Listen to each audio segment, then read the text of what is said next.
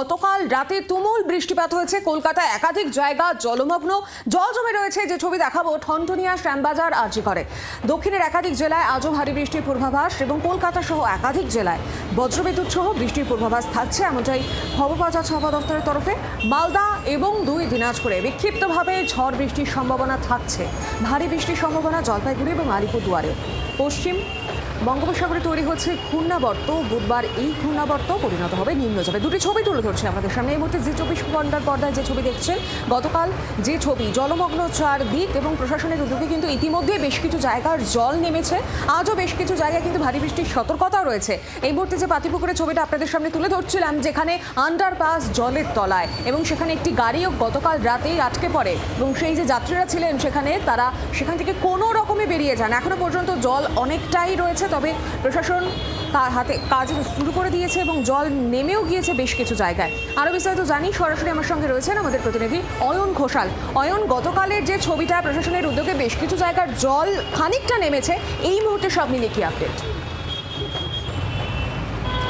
কলকাতা শহরের যে added area অর্থাৎ মুকুন্দপুর, পঞ্চশায়র ছাড়া মূল কলকাতার কোনো অংশে এই মুহূর্তে আর জল জমে নেই। সেন্ট্রাল অ্যাভিনিউর একটা খুব সংক্ষিপ্ত অংশ এবং তার সঙ্গে আমার অপর সহকর্মী নান্টু হাজরা সকালে আবারও পাতিপুকুর গেছিলেন, সেই অংশটুকু বা আন্ডারপাস ছাড়া উত্তর শহরতলি বা উত্তর কলকাতাতেও আর কোথাও জল জমে নেই। কারণ গতকাল রাত 2টোর পর থেকে ঘড়ির কাঁটায় এই মুহূর্তে যখন কথা হচ্ছে তোমার সাথে 9:45 বাজে, তখন কলকাতায় আর কোথাও কার্যত কোনো বৃষ্টি হয়নি। কিন্তু আজ এই মুহূর্তেও আকাশের যা চেহারা, যে চেহারা দেখাচ্ছে আমার ক্যামেরা বন্ধু অরিন্দম, সেই চেহারা দেখে কিন্তু পরিষ্কার বোঝা যাচ্ছে যে কলকাতায় আজও নিম্নচাপের প্রভাব পড়তে শুরু করবে আর কয়েক ঘন্টার মধ্যে। আমরা ইতিমধ্যেই জানি যে উত্তর মধ্য বঙ্গোপসাগর এবং পশ্চিমবঙ্গের লাগোয়া উড়িষ্যা উপকূলের নির্দিষ্ট যে জোন, এই জোনে আবারও একটি অত্যন্ত সক্রিয় শক্তিশালী ঘূর্ণাবর্ত তৈরি হয়েছে। যে ঘূর্ণাবর্ত বৃহস্পতিবার বিকেলের মধ্যে আরও একটি নিম্নচাপ সৃষ্টি করতে চলেছে। যদি সেই নিম্নচাপ তৈরি হয়, তাহলে 18 দিনের মাথায় বঙ্গোপসাগরের ওই নির্দিষ্ট জোন, এখানে এটা হবে 5ম নিম্নচাপ।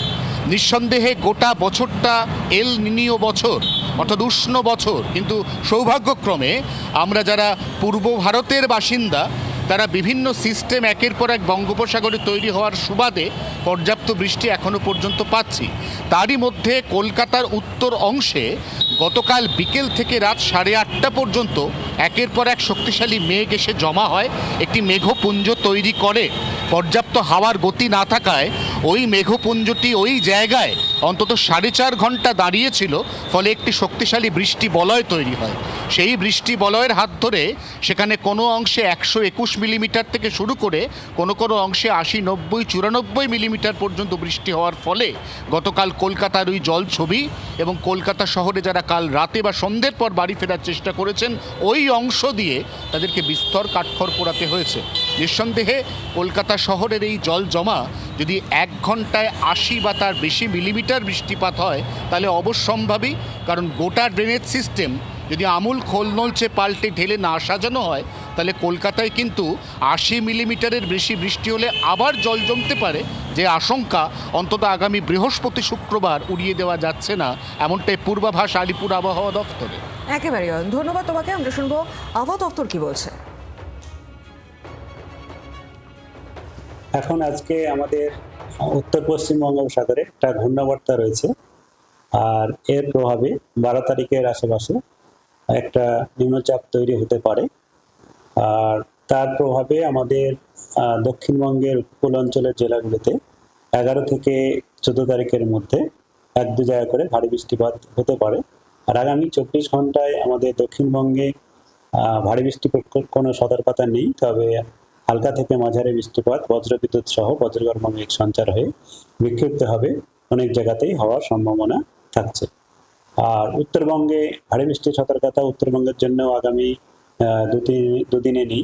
মৎস্যজীবীদের আগামীকাল থেকে 11 তারিখ থেকে 14 তারিখ পর্যন্ত সমুদ্রে যেতে মানা করা হয়েছে।